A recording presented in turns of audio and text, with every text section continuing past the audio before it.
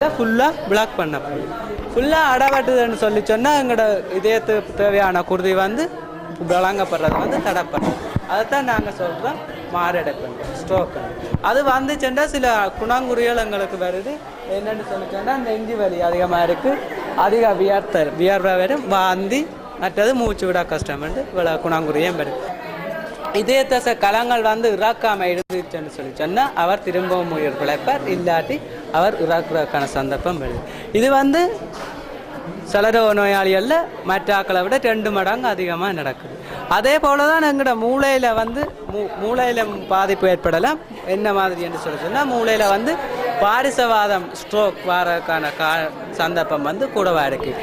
என்னென்னு சொல்லி சொன்னால் எங்களோட மூளைக்கு குருதி வழங்குற குருதி குழாயில் வந்து கொலஸ்ட்ரால் இதே போல் இதயத்தில் பாதிப்பு வர்றது போல் குருதி குழாயில் வந்து கொலஸ்ட்ரால் படிஞ்சு அடப்படுறதால மூளைக்கு குருதி விநியோகம் தடப்பட போகுது. எந்த பகுதி அடப்படுதோ அந்த பகுதிக்கான குருதி விநியோகம் தடப்படும். எங்களோட குருதியில் வந்து குளுக்கோஸிൻ്റെ அளவு கூடவா இருக்கிறதால வருது.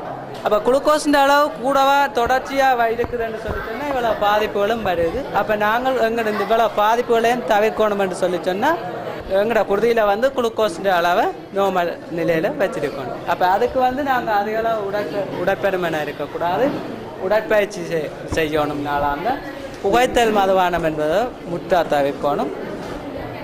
மற்றது வந்து உணவு கட்டுப்பாட்டோடு இருக்கணும். அப்போ இதை பற்றி நீங்கள் இதயத்திலையும் மூளையிலும் என்ன மாதிரி பாதிப்பு வருதுன்ற பற்றி இதில் பார்த்தீங்க. அங்கால வந்து கண் என்ன மாதிரி பாதிக்கப்படுது. 4 விதமான பாதிப்பு கண்ணில் வரலாம். ஒன்று வந்து கண் வில்லையில் வர்ற பாதிப்பு, அது வந்து கேட்ராக்ட்னு சொல்லுவோம். என்னென்னு சொன்னால் நீ குருதியில் வந்து குளுக்கோஸ் மட்டம் ஓரளவுக்கு மேலே கூடைக்கு என்ன செய்யணும்னு சொன்னால் கண் வில்லைகளில் வந்து ஒரு கரையாத பதார்த்தமாக மாதிரி படிஞ்சேன்னு சொன்னால் என்ன நடக்கும்னு சொன்னால் கொஞ்சம் கொஞ்சமாக எங்களோட கண் பார்வை வந்து குறைஞ்சி கொண்டு போய் முற்றான பார்வை இழப்பு வர்றதுக்கு வாய்ப்பு இருக்குது. அடுத்த 2வது வந்து விழித்திரையில் வர்ற பாதிப்பு. என்னென்னு சொன்னால் விழித்திரையில் உள்ள குருதி குழாய்கள் வந்து வெடிப்பு கசிவுக்கு உட்படுறதால என்ன நடக்கும்னு சொன்னால் கொஞ்சம் கொஞ்சமாக விழித்திரை பகுதிகள் இறக்கும். அதில் வந்து திருப்பையும் புது குழாய்கள் வந்து தோற்றுவிக்கப்படும். அவை வந்து உறுதி இல்லாமல் இருக்கபடியால் அவையும் வந்து திருப்ப அதுக்குள்ளே உடைஞ்சு என்ன நடக்கும்னு சொன்னால் விழித்திரை பகுதிகள் முற்றாக இருந்ததுன்னு சொன்னால் முழுமையான பார்வை இழப்பு எங்களுக்கு ஏற்படுறதுக்கு வாய்ப்பு இருக்குது. அடுத்தது வந்து கண்ணில் உள்ள திரவங்களில் ப்ரெஷர் கூடுறது, அதை வந்து குளோக்கோமா லைவ் ப்ரெஷர்னு சொல்லுவோம். அப்படியான பிரச்சனைகளால் என்ன நடக்கும்னு சொன்னால் கண்ணுக்கு வர நரம்புகள் வந்து பாதிக்கப்படுறதால கண் வந்து பார்வையை வந்து முற்றாக இழக்கக்கூடிய வாய்ப்பு இருக்குது. அடுத்த 4வது வந்து என்னன்னு சொன்னால் கண் நரம்புகள் வந்து பாதிக்கப்படுறது. அதால் என்ன நடக்கும்னு சொன்னால் கண்ணை வந்து எங்களால் மூவ் பண்ண முடியாமல் இருக்கும் ஒன்று. மற்றது வந்து கரைகளில் போய்க்க எங்களுக்கு தெளிவற்ற பார்வைகள், மற்ற ரெட்டை விம்பங்கள் அப்படியான பிரச்சனைகள் தரலாம். இப்போ இது எல்லாமே வந்து கண்ணில் வர்ற மாற்றங்கள் வந்து நிரந்தரமான மாற்றங்களாக இருக்கும். இப்போ இதை வந்து நாங்கள் என்ன செய்யலாம்னு சொன்னால் திருப்ப கொண்டு வர இயலாது. கண் பார்வை இழந்துட்டோம்னு சொன்னால் இழந்தது தான். அப்போ என்ன செய்யலாம்னு சொன்னால் ஒன்று வந்து எங்களோட குருதியில் குளுக்கோஸ் அளவு கண்ட்ரோலில் வச்சிருக்கிறதால என்ன செய்யலாம்னு சொன்னால் எங்களை நாங்கள் கண் பார்வை இழப்புலேருந்து பாதுகாத்து கொள்ளலாம். அடுத்த 2வது வந்து ஃபண்டஸ்கோப்னு சொல்லி ஒரு டெஸ்ட் ஒன்று இருக்குது. அது என்னென்னு சொன்னால் எங்களோட கண்ணின் உட்பகுதிகளை பார்வையிடுறது. அதை வந்து இந்த இதில் இருக்குது. 6 மாதத்துக்கு ஒரு தடவை இல்லை 1 வருஷத்துக்கு ஒரு தடவை செய்தோம்னு சொன்னால் எங்களுக்கு கண்ணில் வர்ற பாதிப்புகளை வந்து ஆரம்ப கட்டத்திலே கண்டறியக்கூடியதாக இருக்குது. ஆரம்ப கட்டத்திலே கண்டறிகிறதால வந்து என்ன செய்யலாம்னு சொன்னால் எங்களுக்கு வந்து கண் பார்வை இழப்பு வரைக்கும் வர்றதை வந்து நாங்கள் பாதுகாத்து கொள்ளலாம். அடுத்தது வந்து எங்களோட ஆரம்ப கட்டத்தில் சில சிகிச்சைகள் இருக்குது. இப்போ கட்ராக்டுக்கெல்லாம் பார்த்தோம்னு சொன்னால் சர்ஜரி இருக்குது. மற்ற குளோக்கோமாக ஐ ட்ராப்ஸ் அப்படியான சில இதுகள் இருக்குது. மற்ற இந்த ரெட்டினோபதி அதாவது வந்து விழித்திரை பாதிப்படைகிறதுக்கும் சில லேசர் சிகிச்சைகள் இருக்குது. ஆனால் இறுதி கட்டம் பார்வை இழப்புன்னு வந்துட்டு சொன்னால் நாங்கள் வந்து எதுவுமே செய்ய இல்லாமல் இருக்கோம். சலரோகம் வந்து கட்டுப்பாடு இல்லாமல் இருக்கக்குள்ள என்னென்ன பிரச்சனை வரும்னு இங்கே வந்து வச்சிருக்கு. அதில் வந்து இதயத்துக்கு என்ன பிரச்சனை வரும், மூளைக்கு என்ன பிரச்சனை வரும், கண்ணுக்கு என்ன பிரச்சனை வரும் பார்த்தீங்க. இங்கே வந்து சிறுநீரத்துக்கு வந்து என்ன பிரச்சனை வரும்ன்றது இருக்குது. இப்போ நார்மலாக வந்து சலரோகம்ன்ற என்ன குருதியில் வந்து குளுக்கோஸ் லெவல் வந்து கூடுறது, அதான் சலரோகம். இப்படி குளுக்கோஸ் லெவல் வந்து கூடி அது வந்து கண்ட்ரோல் இல்லாமல் இருந்துச்சுன்னா அது வந்து உடம்புல நுண்மயத்துளை குழாய்கள் குருதி நுண்மயத்துளை குழாய்களை வந்து பாதிக்கும். சரியா? அப்படி கிட்னிக்குரிய அந்த குருதி நுண்மயத்துளை குழாய்களை பாதிச்சா கிட்னி வந்து டேமேஜ் ஆக தொடங்கும்.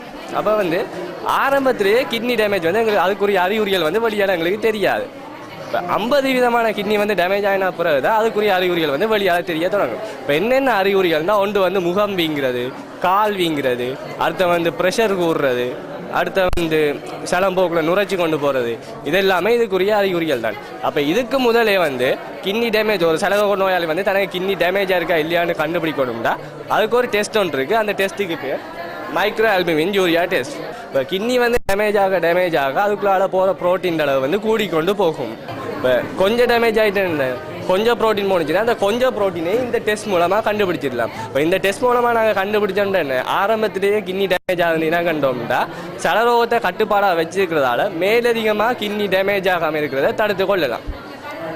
சரி, அப்படியும் இல்லாமல் கிட்னி வந்து டேமேஜ் ஆகிட்டுன்னா என்ன நடக்கும், கிட்னி வந்து அதால் வந்து நிறைய பிரச்சனைகள் வரும். அதில் வந்து ஒன்று தான் ப்ரெஷர் கூடுறது. இப்போ ப்ரெஷர் கூடினா ப்ரெஷரை குறைக்கிறதுக்குரிய மருந்துகள் வந்து வைத்திய ஆலோசனை படி தருவாங்க. அதுக்கு தான் இது லோசாட்டன் இனலஃப்ரின் இதில் எல்லாமே ப்ரெஷரை குறைக்கிறதுக்குரிய மருந்துகள் தான். சரியா, இந்த மருந்துகளை பாவிச்சு நீங்கள் ப்ரெஷரை வந்து எவ்வளோத்துக்கு மெயின்டைன் பண்ணணும்னா 130/85க்கு மெயின்டைன் பண்ணணும். செலரோ நோயாளி என்று சொல்லி சொன்னால் அவங்களோட குருதி மயத்துளைக்குள்ளாவில் வர்ற மாற்றத்தால் ஏற்படுற பாதிப்பில் முன்னால் கண்ணட பாதிப்பு பார்த்தனீங்க, சிறுநீரகத்தில் பாதிப்பு பார்த்தனீங்க. இது வந்து நரம்பு தொகுதியில் ஏற்படுற பாதிப்பு.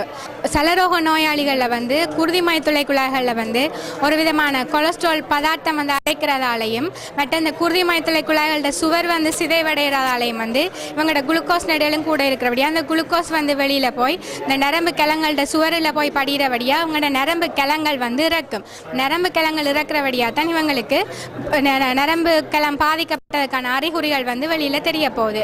நரம்பு கிளம் வந்து எங்களோட உடம்புல 2 வேலையை செய்யும். ஒன்று உங்களோட உணர்ச்சியை வாங்கி கொண்டு போகும், திரும்பி அதுக்குரிய இயக்கத்துக்குரிய தகவல்களை வந்து கொண்டு வர போகுது. இப்போ முதல்ல வந்து இவங்கள உணர்ச்சியை கொண்டு போகிற நரம்பு கிழங்கள்லாம் வந்து பாதிக்கப்படும். அதால் அவங்களோட கால்கள் வந்து விரைக்கிற மாதிரி மற்ற உடம்பு எல்லாம் எரியிற மாதிரியான அறிகுறிகள் வந்து தெரியும். மற்றது இயக்கத்தை கொண்டு வர நரம்பு கிழங்களில் பாதிப்பு வந்து சொல்லி சொன்னால் தசை வலிகள், இடுப்பு வலிகள் வந்து வரலாம். மற்றது எங்களோட உடம்புல 9 தொகுதி இருக்குன்னு உங்களுக்கு தெரியும். அந்த தொகுதிகள் எல்லாம் வந்து நரம்பு கிழங்களாலான் வந்து கட்டுப்பாட்டில் வந்து வச்சிருக்க போகுது. அந்த அதுக்கு அந்தந்த தொகுதிகளுக்கு போகிற நரம்பு கிழங்கள் ஏதாவது பாதிப்பு வரும்னு சொல்லி சொன்னால் அது கட்டுப்பாடை வந்து இலக்கைக்குள்ள அந்த தொகுதிகளில் வந்து பாதிப்பு வந்து வரலாம். முதல்ல வந்து அவங்க இருந்துட்டு எலும்பேக்குள்ள தலை சுத்துற மாதிரியான ஒரு அறிகுறி வந்து தெரியலாம். சமீபாட்டு தொகுதிக்கு போகிற நரம்பு கிழங்கள் ஏதாவது பாதிப்பு வரும்னு சொல்லி சொன்னால் மலச்சிக்கல், வயிற்றோட்டம் அல்லது சத்தி வார மாதிரியான இதுகள் வந்து வரலாம். மற்றது சிறுநீர் பையில வந்து எங்களுக்கு சிறுநீர் சேமிக்கப்பட்டு நரம்பு கட்டுப்பாடாலான் வந்து நாங்கள் சிறுநீர் கழிக்கணும் உணர்வு வந்து எங்களுக்கு உருவாக்கப்படுறது. அவங்களோட அந்த நரம்பு கிழமை வந்து பாதிக்கப்பட்டுன்னு சொல்லிச்சோன்னா அவங்க தங்களை அறியாமல் சிறுநீர் கழிக்கிற ஒரு நிலைமை வந்து வரலாம். அதை விட அவங்களுக்கு இதயம் வந்து படபடண்டு துடிக்கிற மாதிரியான அப்படியான அறிகுறிகள் வந்து தெரியலாம். நரம்பு கிழம் பாதிக்கப்படுறதுலேருந்து அவங்க தங்களை கட்டுப்படுத்தணும்னு சொல்லி சொன்னால் முதல்ல அவங்களோட குளுக்கோஸ் மட்டத்தை வந்து அளவாக வந்து பண்ண வேணும். அதை விட இன்னொன்று இவங்க மதுபாவனை புகைத்தல் பழக்கம் இருக்கிறார்கள் என்று சொல்லி சொன்னால் அந்த பழக்கத்தில் இருந்து வந்து மீள வேணும். ஏனென்றா அதுவும் வந்து குருதியில் கொலஸ்ட்ரால் படிவை வந்து கூட்டும்.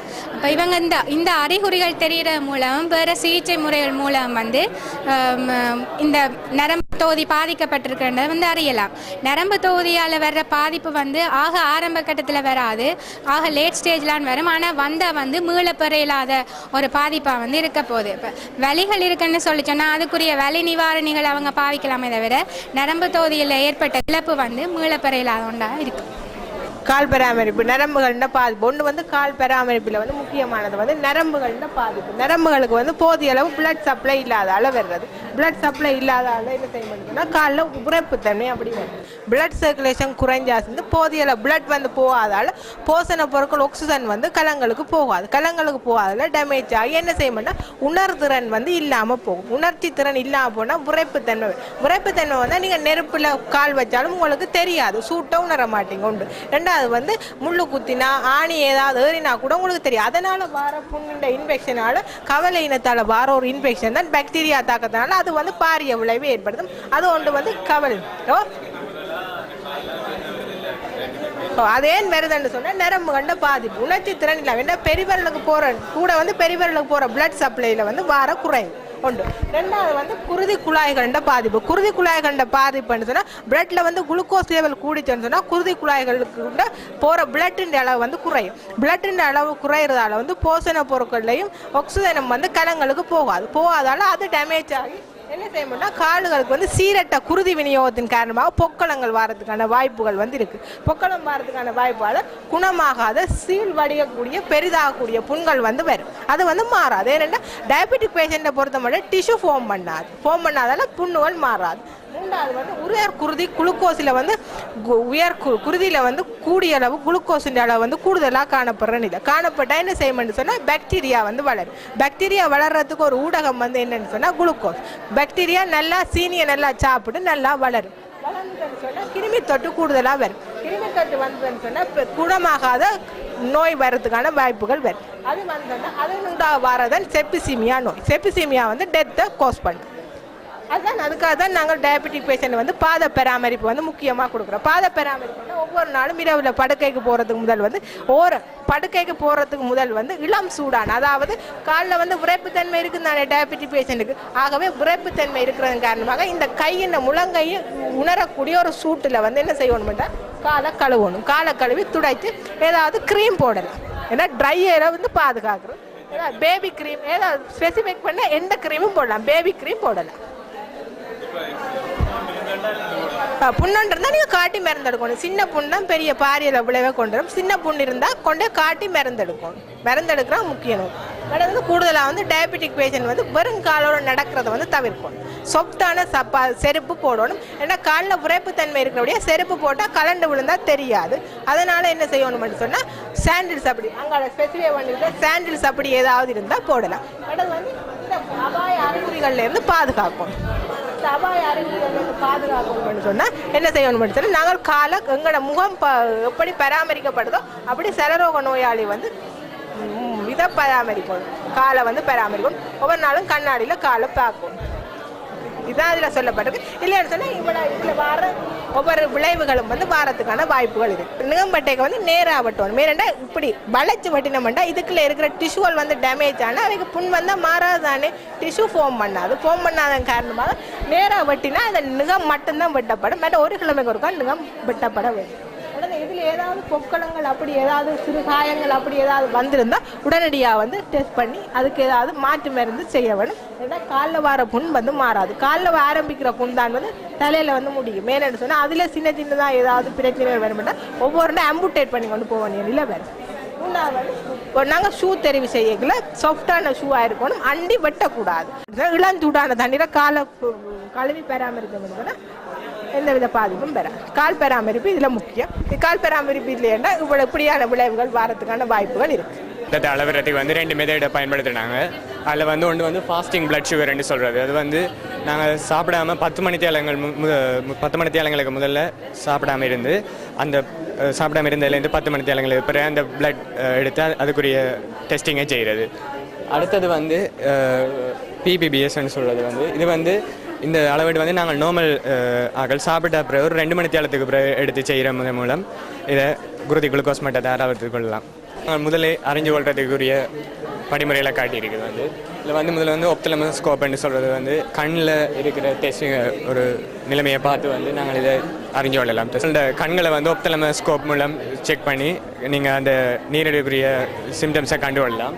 அதே நேரம் உங்களோட சிறுநீரகத்தின் தொழிற்பாட்டை வச்சுக்கொண்டு சிறுநீர் புரத சோதனை 24 மணி நேர சிறுநீர் புரத அளவு UFR ACR GFR என்ற ஒவ்வொரு டெஸ்ட் மூலம் வந்து இதில் அறிஞ்சு கொள்ளலாம். அடுத்தது வந்து இதய பாதிப்புகளை அறிஞ்சு கொள்றதுக்கு வந்து ECG மெத்தட் மூலம் நாங்கள் இதை பயன்படுத்துகிறோம். இதன் மூலம் நீங்கள் இதயத்தின் கொழுப்பின் அளவு மற்றது வந்து எக்கோ ECGயை பயன்படுத்தி நாங்கள் இதில் அறிஞ்சு கொள்ளலாம்.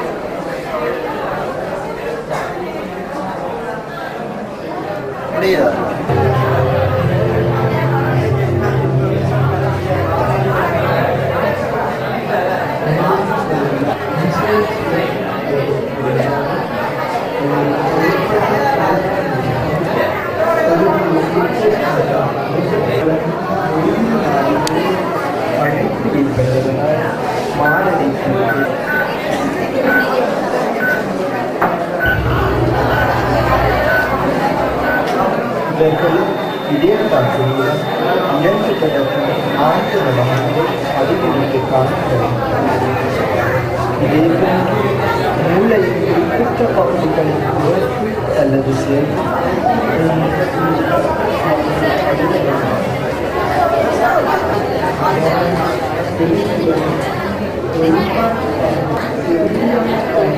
இன்சுலின்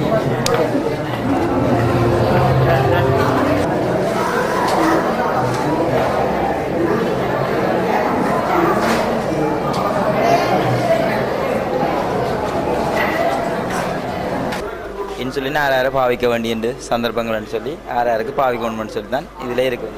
சலரோகத்தில் 2 வகை இருக்குது, டைப் 1 டைப் 2ன்னு சொல்லி. டைப் 1 வந்து எங்களோட உடலால் இன்சுலின் சுரக்கப்படும், இல்லாட்டி சுரக்கப்படாத நிலையில் இருக்கும். அப்படி சுரக்கப்பட்டாலும் அது தொழிற்பாடற்ற நிலையில் இருக்கும். அப்படியான சந்தர்ப்பத்தில் வந்து டைப் 1 நோயாளர்கள் வந்து கண்டிப்பாக இன்சுலினை வெளியாலேருந்து எடுக்கும். அதே டைப் 2 வந்து இருக்கிறார்கள் வந்து மருந்துகளை பாவிச்சு குருதியில் குளுக்கோஸின் அளவை கட்டுப்படுத்தலாம். அப்படி கட்டுப்படுத்த முடியாத நிலையண்டு உண்டு வரைக்கும் வந்து அவையிலும் இன்சுலினுக்கு மாற வேண்டிய சந்தர்ப்பம் ஏற்பட போகுது. அதே கர்ப்ப காலத்தில் வந்து பெண்களுக்கு சலரோகம் இருந்தால் அது ஒரு சீரியஸான கண்டிஷன். அந்த கண்டிஷனில் வந்து அவை இந்த குருதியில் குளுக்கோஸின் அளவை கட்டுப்படுத்துறதுக்கு வந்து இன்சுலின் அதில் கட்டாயம் எடுத்தே தருவோம். டயபெட்டிக்கில் இன்னொரு நிலை இருக்குது, கீட்டோ ஆசிடோசிஸ் என்ற நிலைமை வந்து கை இண்டெக்ஸுக்கு வாரது குளுக்கோஸின் அளவு. அப்படியான நேரங்களில் வந்து குருதியில் குளுக்கோஸின் அளவை கட்டுப்படுத்துறதுக்காண்டி இன்சுலின் பாவிக்கப்படும்.